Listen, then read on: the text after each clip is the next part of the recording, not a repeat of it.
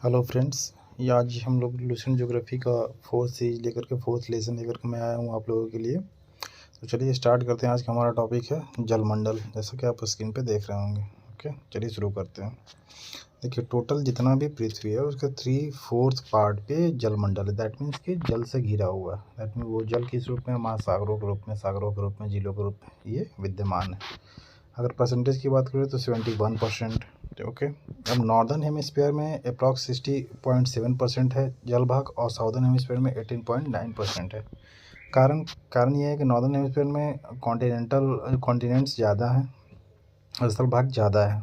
Okay, अब देखिए total जितना पृथ्वी पर जल उपस्थित है उसका 97.5%, लगभग 98% आप कह लो महासागरों में यानी खारे पानी के रूप में है, और 2.5% आप देख रहे हो अंडरलाइन किया हुआ 2.5% मीठा जल है। ओके फ्रेंड्स, मैं आपको एक चीज़ बताना चाहता हूँ कि लूसेंट ज्योग्राफी ये नई वाली है, ठीक है। इसमें बहुत सारी चीज़ों को ऐड भी किया गया है, तो आप कृपया ज़रूर देखिए इसको, ये आपके एग्जाम के लिए फ़ायदेमंद होगा। चलिए देखिए, फिर धरातल पर जितनी भी बारिश होती है, चाहे जितना भी जल गिरता है, उसका 59% महासागर और अन्य स्थान से वाष्पीकरण के द्वारा वायुमंडल में वापस चला जाता है। और शेष जो जो बारिश के माध्यम से या अन्य माध्यम से जो जल पृथ्वी को प्राप्त होता है वो भूमि में रिसता है, कुछ भाग हिमनद के रूप में भी परिवर्तित हो जाता है। देखो, महासागर का दो महत्वपूर्ण गुण होता है, तापमान और लवणता। जलमंडल क्या है? हाइड्रोस्फीयर वह बड़ा भाग जिसकी कोई निश्चित सीमा ना हो उसको महासागर कहा जाता है, ठीक है। महासागर जो है किसको कहते हैं? वह पानी का वो सब बड़ा भाग जिसका कोई निश्चित सीमा ना हो, वो महासागर कहलाती है, ठीक है। अब देखो, चार महानगरों में विभाजित 4 महासागर है। कौन कौन सा? मेन प्रमुख महासागर जो है, वैसे तो 5 है लेकिन यहाँ पे 4 दिया हुआ है। प्रशांत, अटलांटिक, हिंद और आर्कटिक। ओके, आगे देखो, महासागरों की औसत गहराई कितनी है? 3800 मीटर, अंडरलाइन किया हुआ है। स्थल की औसत ऊंचाई है 840 मीटर, ठीक है। और देखो, सबसे ऊंचा स्थान और महासागर की गहराई को जिस वक्र के या जिस इमेजिनरी लाइन के माध्यम से मिलाया जाता है उसे हम लोग कहते हैं हिप्सोग्राफिक। ओके, हिंदी में कहते हैं उस्तामीतीय वक्र। ओके, आगे देखो, समुद्र क्या होता है? जलमंडल का ये एक भाग है जो 3 तरफ से जल से घिरा होता है और एक तरफ महासागर से मिला होता है। जैसे कि आप ले लो अरब सागर एग्जाम्पल ले लो, बे ऑफ बंगाल ले लो। ओके, खाड़ी क्या है? समुद्र का स्थल भाग में जब प्रवेश कर जाता है तो उसे हम लोग खाड़ी कर देते हैं। दैट मीन्स कि ये 3 तरफ से देखोगे आप घिरा होता है। बे ऑफ बंगाल जैसे या गल्फ वगैरह ले लो, गल्फ ऑफ मन्नार वगैरह देख लो, ठीक है। मतलब इसमें होता क्या है कि एक तरफ से महासागर के साथ मिलता है और 3 तरफ से स्थलों से घिरा होता है, और कुछ नहीं है। वैसे ये सब पूछता नहीं है, ये भी जान लो। हाँ, सबसे इम्पोर्टेंट चीज़ है, सबसे बड़ा तट किसका है? याद रखना, सबसे बड़ा तट है कनाडा का, सेकंड नंबर पे नॉर्वे है, थर्ड नंबर पे इंडोनेशिया, फोर्थ पे रसिया है। भारत टॉप 10 में नहीं है। ओके, ये आप याद कर लेना, कनाडा, नॉर्वे, इंडोनेशिया और रसिया, कम से कम 4 तो आपको याद होना ही चाहिए। चलो आगे देखते हैं। समुद्र का तापमान कितना होता है? 5 से लेकर के 33 डिग्री सेल्सियस, यानी 5 to 33 डिग्री सेल्सियस टेम्परेचर होता है। दैनिक तापांतर लगभग 0 मान के चलो, नगण्य होता है, शून्य होता है। कितना? 1 डिग्री सेल्सियस के आसपास। ओके, अब देखो, उच्चतम तापमान और न्यूनतम तापमान महासागर का अगर मापना हो तो कौन से मंथ को लिया जाता है? ये देख लो, अगस्त मंथ और फरवरी मंथ। ये होता है ठंडे के दिनों के लिए, मतलब न्यूनतम तापमान के लिए, और हाईएस्ट टेम्परेचर के लिए अगस्त का लिया जाता है। अब सबसे अधिक तापांतर देखो, तापांतर यानी ताप का अंतर, यानी सबसे ज़्यादा टेम्परेचर और सबसे कम टेम्परेचर दोनों के बीच का जो डिफरेंस है उसी को हम लोग तापांतर कहते हैं। ये अटलांटिक महासागर में पाया जाता है। कारण क्या है? इसका फिगर जैसे देखोगे, ये एस आकृति की है अटलांटिक, आगे वो मैं आपको बताऊंगा अभी। उत्तरी गोलार्ध की तुलना में दक्षिणी गोलार्ध में तापांतर अधिक होता है। क्यों? सोचने वाली बात है, क्यों होगा? उत्तरी गोलार्ध में दक्षिण गोलार्ध की तुलना में तापांतर अधिक होता है। इसका कारण है कि उत्तरी गोलार्ध में जो स्थल भाग है वो ज़्यादा है, इस चलते, ठीक है। आगे देखो, विश्व का सबसे बड़ा महाद्वीपीय शेल्फ आर्कटिक महासागर महासागर का साइबेरियन शेल्फ है। यानी सबसे बड़ा शेल्फ कौन सा है? साइबेरियन शेल्फ है। अब देखो, ये शेल्फ होता क्या है एक्चुअल में? ये मान लो हमारी पृथ्वी है, ये मान लो एशिया है, ठीक है। एशिया नीचे में हमारा हिंद महासागर है, तो एशिया का जो ये किनारे वाला जो पार्ट है, ठीक है, जो समुद्र के पास लगा होता है, ये जब समुद्र में सबमर्ज होता है वही कॉन्टिनेंटल सर्फ शेल्फ कहलाता है। ओके, अब यही शेल्फ से आगे बढ़ोगे तो महाद्वीपीय ढाल मिलेगा, ठीक है। फिर उसके आगे जाओगे तो ट्रफ गर्त मिलेगा, ऐसे करके वो मिलते जाता है। ओके, अब देखो कुछ महत्वपूर्ण गर्त है, कौन कौन सा है। तो मेरियाना ट्रेंच है प्रशांत महासागर में, टोंगा है प्रशांत महासागर में, मिडनाओ है प्रशांत में, प्यूरिटो रिको है अटलांटिक में, रोमेश है दक्षिण अटलांटिक महासागर में, सुंडा है हिंद महासागर में। ये याद कर लेना क्योंकि अक्सर एग्जाम में ये पूछ दिया जाता है। चलो आगे देखते हैं। फ्रेंड्स, हमारे चैनल को सब्सक्राइब करना मत भूलिएगा। देखिए आप, मैंने आपको दे भी रखा है, आपको हिस्ट्री ऑप्शन भी पढ़ना हो तो आप कमेंट कीजिए, मैं उसके लिए अलग से वीडियो बनाना आरम्भ कर दूंगा। ओके, चलिए देखते हैं आगे। अब देखिए सबसे उसके बाद में महाद्वीपीय शेल्फ, यहाँ लिखा हो महाद्वीपीय शेल्फों पर सबसे पर लंबे समय तक प्राप्त स्थूल तल छट्टी जीवाश्म ईंधनों के स्रोत। अब देखिए सबसे बड़ी चीज़ है, अगर आपसे एग्जाम में पूछ दिया जाए कि पेट्रोलियम कहाँ मिलेगा, आप लोग जानते होंगे कि पेट्रोलियम महासागर में मिलेगा, महासागर में या सागर में किस तट पे मिलेगा, तो महाद्वीपीय शेल्फ पे मिलता है। अभी मैंने आपको बताया ना कि ये शेल्फ जो समुद्र में सबमर्ज हो जाता है, ठीक है, वहीं पे आपको जीवाश्म वगैरह जो डिपोजिशन होते रहता है, तो प्रेशर की वजह से, टेम्परेचर एंड केमिकल रिएक्शन की वजह से वो जो है पेट्रोलियम का निर्माण होता है। ठीक है, अब देखो यहाँ पे महाद्वीपीय ढाल की औसत गहराई कितनी होती है, 200 से 3000 मीटर। ये हालांकि याद करने वाला नहीं है, जहाँ याद करने की जरूरत होगी मैं आपको बता दूंगा। फिर देखो लवणता को प्रति हज़ार में व्यक्त किया जाता है। औसत लवणता कितनी होती है ये ज़रा देख लेते हैं आप लोग, क्योंकि अक्सर एग्जाम में पूछ दिया जाता है। औसत लवणता को 35 प्रति हज़ार जो है औसत लवणता होता है। दैट मीन्स कि सागरीय जल जो होता है या महासागर का जो जल, उसकी लवणता कितनी, नमक की मात्रा 35 प्रति हज़ार। ओके, अब देखो समान खारेपन यानी समलवन रेखा क्या है, तो समलवन रेखा जो है एक काल्पनिक रेखा है जो कि समान खारेपन वाले स्थान को मिलाती है। एक ही लैटिट्यूड या अलग अलग लैटिट्यूड कहीं भी समान अगर खारेपन, अगर मान लो एक जगह 30 है, एक जगह दूसरी जगह भी 30 है, तो दोनों को जो रेखा मिलाएगा उसको हम लोग समलवन रेखा कहते हैं। फिर देखो सबसे ज़्यादा लवणता कहाँ पाई जाती है, तो 20 से 40 degree, 20 to 40 degree north latitude और 10 to 30 डिग्री साउथ लैटिट्यूड। अब देखो सवाल ये है कि उत्तरी गोलार्ध में, उत्तरी अक्षांश में हाई एल्टीट्यूड पे, लैटिट्यूड पे पाया जाता है, और दक्षिणी गोलार्ध में लो एल्टीट्यूड पे यानी निम्न अक्षांश रेखाओं का मतलब। इसके कारण क्या है, देखो एक तो यहाँ बहुत ज़्यादा नदियाँ जो हैं इस उत्तरी गोलार्ध में आपको महासागर में मिलती हैं, इसलिए लवणता निम्न अक्षांशों में कम हो जाता है, लेकिन ऐसा दक्षिणी गोलार्ध में नहीं है। ओके, यही मेन कारण है। आगे देखो वान झील तुर्की में है, इसकी सबसे ज़्यादा लवणता किसका, तुर्की का वान झील का। बहुत बार एग्जाम में पूछा तो याद कर लो। ठीक है, लवणता सागरीय गहराई के साथ बढ़ती है, आपको पता है फ्रेश वाटर मिलेगा, नीचे में सैलिनेशन वगैरह बढ़ता है, डेंसिटी ज़्यादा हो तो नीचे बैठते जाता है, ठीक है, गहराई के साथ बढ़ती है। इसे हैक्लोलाइन, इसको याद करना है, हैलोक्लाइन कहा जाता है। एक स्पष्ट क्षेत्र होता है, इसे हैलोक्लाइन कहा जाता है। यहाँ तीव्रता से लवणता बढ़ जाती है। मतलब मान लो ये समुद्र का लेयर है, ठीक है, ये अपर पार्ट है, सरफेस है समुद्र का। ओके, यहाँ वाले क्षेत्र में जब देखोगे गहराई में, तो इस एरिया को हम लोग कहते हैं हैलोक्लाइन। दैट मीन्स कि यहाँ पे लवणता अचानक बहुत तेज़ी से बढ़ जाती है।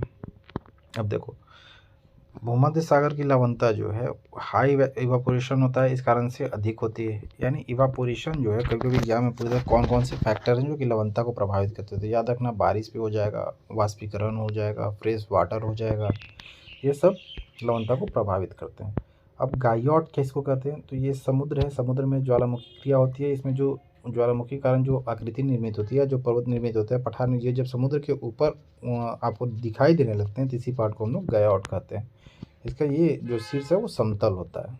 ठीक है, ये मतलब समतल क्यों होगी, जाहिर सी बात है महासागर में फ्लोइंग वाटर है तो वो क्या करेगा, इरोड करेगा।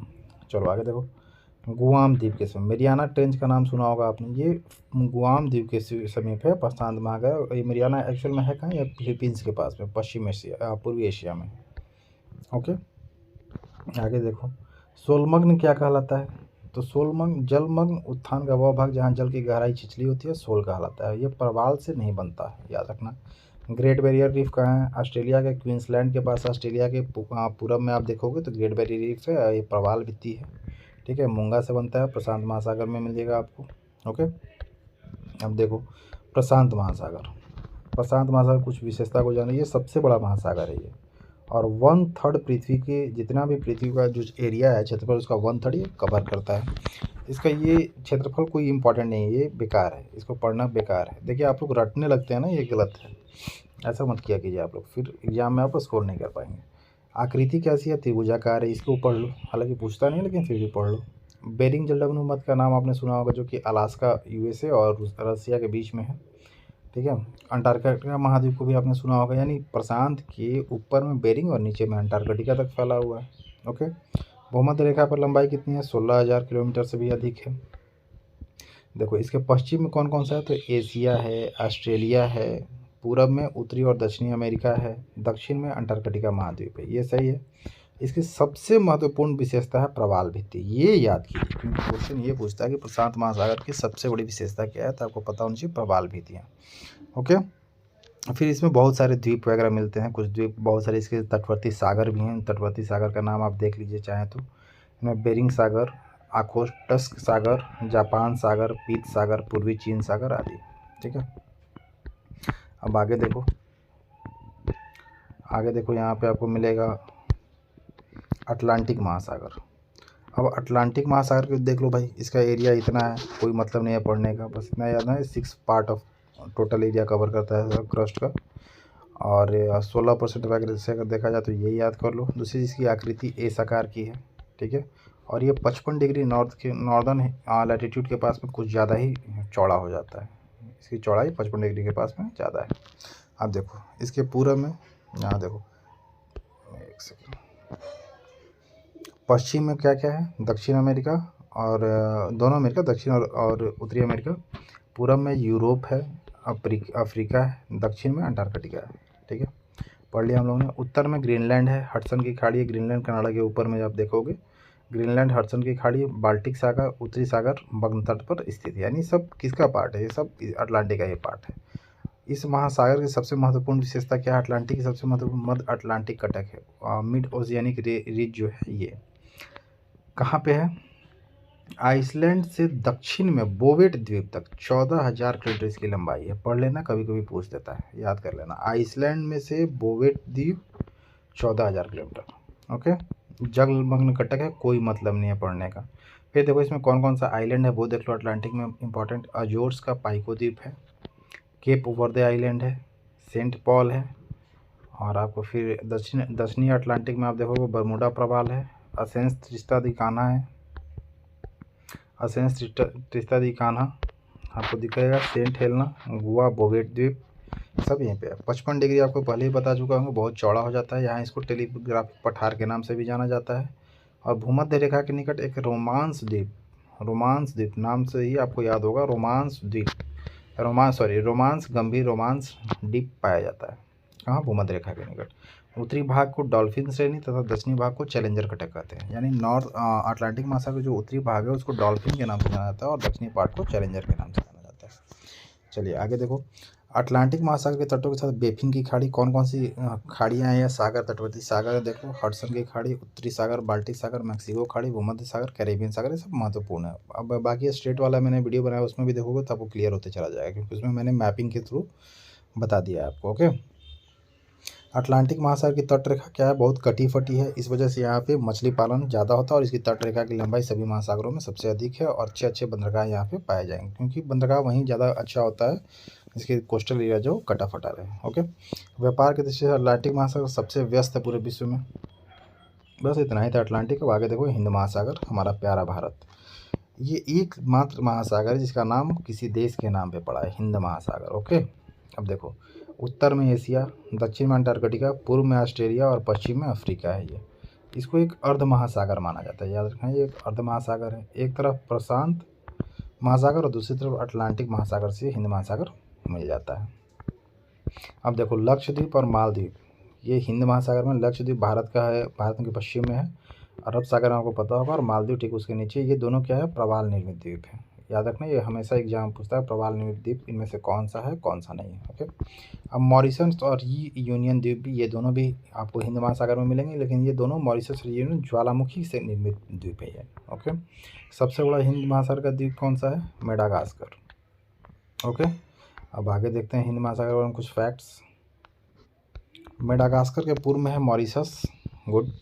महासागर में वास्तविक तटवर्ती सागर दो ही हैं। तटवर्ती सागर कौन कौन है? लाल सागर और फारस सागर। अरब सागर और बंगाल की खाड़ी इसकी भी गणना सागर में होती है, हालांकि ये हिंद महासागर का नॉर्दर्न एक्सटेंशन है, हिंद महासागर इसका एक्सटेंशन है ये। ओके।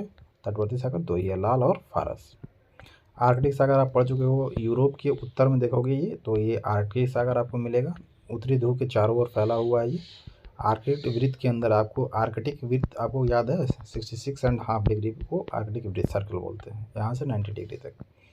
चलिए आगे देखते हैं। अब देखिए महासागरीय धारा क्या होती है, ठीक है। तो एक निश्चित दिशा में बहुत दूर तक जो महासागरीय जल जो ट्रैवल करती है, ठीक है, उसी को क्या कहते हैं हम लोग, महासागरीय जलधारा कहते हैं। दो प्रकार का होता है, गर्म और ठंडी जलधारा। अब देखो गर्म जलधारा क्या होता है, गर्म जलधारा इक्वेटर से ध्रुव की तरफ, पोल की तरफ मूव करता है, और ठंडी जलधारा पोल से इक्वेटर की तरफ मूव करता है। और दूसरी चीज़ की गर्म जलधारा जिस एरिया से गुजरेगा, जिस कोस्ट से गुजरेगा, वहाँ का टेम्परेचर बढ़ जाता है, और ठंडी धारा भी जहाँ से गुजरेगी उसका टेम्परेचर कम हो जाता है।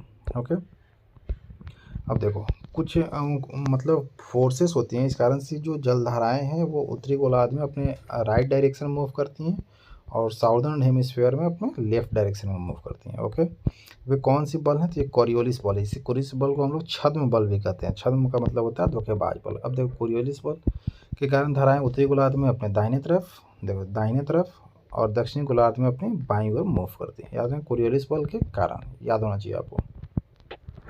एकमात्र अपवाद भी है जहाँ कोरियोलिस प्रभाव नगण्य हो जाता है, वो है हिंद महासागर में, क्योंकि यहाँ की जो हिंद महासागर में जो धारा है वो मानसून से प्रभावित होती है। ठीक है, अब देखो प्रशांत महासागर की ठंडी जलधारा, गर्म जलधारा, अटलांटिक की ठंडी गर्म, ये आपको याद होना चाहिए, रट लो, क्योंकि ये अक्सर एग्जाम में पूछा जाता है। अब देखो कहोगे सर चार चार इतने इतने हैं कैसे याद हो, दो तीन याद रखो, बाकी की जरूरत नहीं है। देखो प्रशांत की ठंडी में याद रखना, हक की लड़ाई तो जानते ही हो, हक, ठीक है, कौन सी लड़ाई, हक की लड़ाई, ठीक है। ह से हमबोल्ट हो जाएगा, देखो हमबोल्ट है ना, हमबोल्ट या पेरू, दक्षिण अमेरिका के पेरू तट पे ये मिलेगा हमबोल्ट।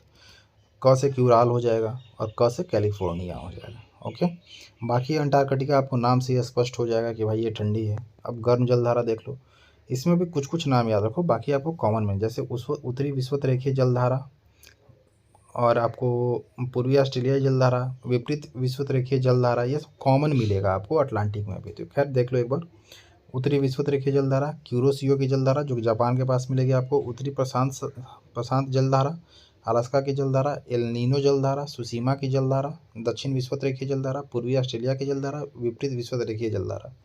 इतनी सारी जलधाराएं गर्म है, ठीक है, प्रशांत की। अब अटलांटिक की देखो ठंडी जलधारा में लेब्राडोर, वेंगुला, कनारी, पूर्वी ग्रीनलैंड की जलधारा, अंटार्कटिका की जलधारा, और फॉकलैंड की ठंडी जलधारा।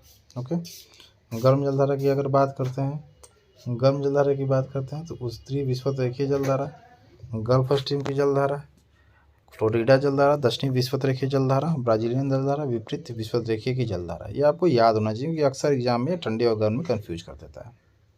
ठीक है, उसी प्रकार से हिंद महासागर की एक ही ठंडी जलधारा, वो है पश्चिम ऑस्ट्रेलिया की जलधारा। और गर्म जलधारा की बात करते हैं तो फिर मोजाम्बिक और अग्लुहास याद रखना हिंद महासागर का ही। अब देखो सार्गोसो सागर एक एक्चुअल में है क्या, आप देखोगे अटलांटिक महासागर में दक्षिण की तरफ, जिसे कैरेबियन सागर कहते हैं, वहाँ आपको मिल जाएगा, यानी फ्लोरिडा वाले तट से ईस्ट में आपको मिल जाएगा सार्गेसो सागर। ठीक है, ये है क्या, तो ये एक शांत एरिया है। ठीक है, अब शांत एरिया ये एक्चुअली में देख लो, इसका लोकेशन 20 to 40 डिग्री उत्तरी अक्षांश और 35 to 75 डिग्री पश्चिमी है, यानी 20 से 40 डिग्री उत्तरी अक्षांश और 33 से 75 डिग्री वेस्ट देशांतर के मध्य मिलता है। एक्चुअल में है क्या, स्थिर जल का क्षेत्र अभी मैंने आपको बता चुका हूँ, किसके किसके बीच, तो गल्फ स्ट्रीम, कनारी और उत्तरी विषुवत रेखीय धाराओं के मध्य स्थित यह एक क्षेत्र है। यहाँ पे मोटी मोटी घास पाई जाती है, इसका नाम सरगैसम है, पुर्तगाली भाषा में सरगैसम कहते हैं। ये मछली के लिए बहुत फेमस होता है, यहाँ पे मछलियाँ काफ़ी मिलती हैं। सरगैसम एक जड़ विहीन घास है, ये भी याद रखना। सार्गेसो सागर का क्षेत्रफल याद रखने की ज़रूरत नहीं है। और यहीं पे सबसे इंपॉर्टेंट है, अटलांटिक की सबसे अधिक लवणता पाई जाती है 37 प्रति हज़ार, और वार्षिक तापमान 26 डिग्री सेल्सियस होता है, इसे याद कर लेना। आगे देखो, सार्गेसो सागर सबसे पहले कौन देखा था, तो स्पेन के नाविकों के द्वारा देखा गया था, और इसे महासागरीय मरुस्थल के रूप में भी पहचाना जाता है। अब देखो न्यू फाउंडलैंड का नाम आपने सुना होगा, ये कनाडा के पूर्वी तट पे है। न्यू फाउंडलैंड कहाँ है, तो कनाडा के पूर्वी तट पे है। ओके, और यहाँ पे एक ग्रैंड बैंक पाया जाता है, जिसका ग्रैंड बैंक पाया जाता है, जो कि मछली उत्पादन के लिए बहुत ही फेमस है। इसी प्रकार से डॉगर बैंक, जॉर्ज बैंक, ये सब भी पाए जाते हैं, जो कि मछली उत्पादन के लिए काफ़ी फेमस होते हैं। अब क्यों, क्योंकि यहाँ प्लैंकटन नामक एक घास पाई जाती है, ठीक है, जो कि मछलियों का मुख्य आहार होता है। ओके, अब देखो डॉगर बैंक है ना, उत्तरी सागर Europe, grand bank, George bank. Okay, अब देखो जापान के निकट एक क्यूरोसियो की गर्म जलधारा और ओहिसियो की ठंडी जलधारा, याद रखना क्यूरोसियो कैसी जलधारा है, गर्म है, और ओहिसियो ठंडी जलधारा है। दोनों जब मिलता है तो वहाँ पे कुहासा छाया रहता है। ठीक है, ये दोनों प्रशांत महासागर की जलधाराएं हैं। हम एशिया में, पूर्वी एशिया में आप देखो तो आपको मिल जाएगा। ओके, जब मैं आपको मैपिंग की क्लास लूँगा उसमें आपको मैं मैप पे दिखा भी दूंगा। अब देखो महासागरों के पश्चिमी भाग में विषुवत रेखा के समीप उत्तर दक्षिण विषुवत रेखीय धाराओं के अभिसरण के कारण इतनी अधिक मात्रा में जलराशि एकत्रित हो जाती है कि पश्चिम से पूर्व की ओर एक सामान्य ढाल बन जाता है। फलस्वरूप प्रति विषुवतीय धारा मतलब कारण क्या है प्रति विषुवतीय जलधारा की, क्योंकि यहाँ पे जलराशि की मात्रा काफ़ी एकत्रित हो जाती है जो कि पश्चिम से पूर्व एक ढाल बन जाता है, इसी कारण से ऐसा होता है।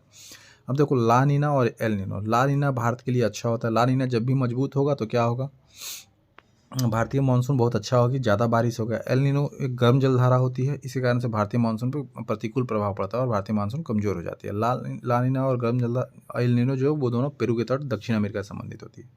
ओके, अब ज्वार भाटा ज़रा देख लो। ज्वार का मतलब क्या है, ज्वार जब पानी की जो समुद्री जल जो है जब ऊपर उठ करके आगे बढ़ती है तो उसको हम लोग ज्वार कहते हैं, और आगे बढ़ने के पश्चात जब नीचे गिर के वापस समुद्र की तरफ वापस लौटती इसे हम लोग भाटा कहते हैं। अब आपको पता होगा 12 मिनट 26 सेकंड और 6 घंटा 13 सेकंड पे भाटा आता है और 12 घंटा 26 मिनट पे ज्वार आता है। ओके, अब देख लो इसको, यही चीज़ यहाँ पे लिखा हुआ। कारण क्या है ज्वार भाटा आने का, तो सूर्य का गुरुत्वीय बल, चंद्रमा का गुरुत्वीय बल और पृथ्वी का अपकेंद्रीय बल। ओके, यानी एक बार चंद्रमा का गुरुत्वीय बल से और एक बार अपकेंद्रीय बल के कारण, यानी 2 बार आता है ज्वार भाटा एक दिन में। ठीक है, अब आगे देख लो, रुक जाओ,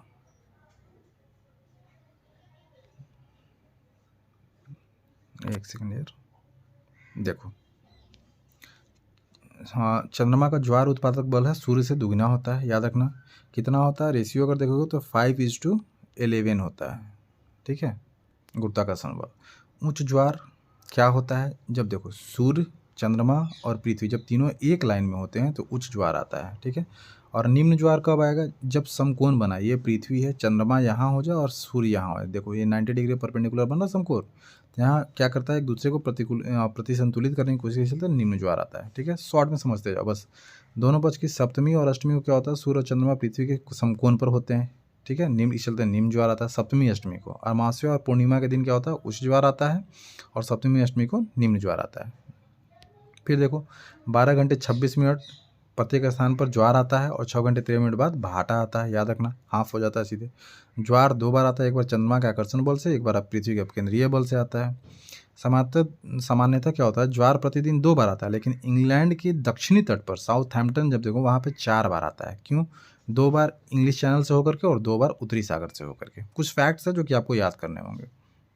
ओके, आगे देखो, विश्व का सबसे ऊंचा ज्वार भाटा कनाडा के नवास्कोसिया में स्थित फंडी की खाड़ी में आता है। सबसे ऊंचा ज्वार भाटा कहाँ आता है, कनाडा में एक जगह है नवास्कोसिया, वहाँ एक गल्फ खाड़ी है जिसका नाम है फंडी की खाड़ी, यहाँ सबसे अधिक या सबसे ऊंचा ज्वार आता है पूरे विश्व में। ओके, 2 बार उच्च ज्वार 2 बार निम्न ज्वार प्रतिदिन आते हैं। तो चलिए फ्रेंड्स, आज हम लोगों ने जलमंडल को कंप्लीट किया और आज शाम तक मैं आपके लिए वायुमंडल भी कंप्लीट कर दूंगा। आप हमारे चैनल को लाइक सब्सक्राइब करना ना भूलें, बहुत ज़्यादा से ज़्यादा शेयर करें ताकि मुझे मोटिवेशन मिले आप नए अच्छे वीडियो नेक्स्ट वीडियो बनाने के लिए। और जो लोग बीपीएससी का एग्जाम दे रहे हैं वो इस वीडियो को जरूर देखें, क्योंकि बीपीएससी में लूसेंट से ऑलमोस्ट 60 to 70 क्वेश्चन आते हैं जो कि आपके लिए काफ़ी क्रूशियल साबित होने वाला है। तो thank you very much once again, bye bye.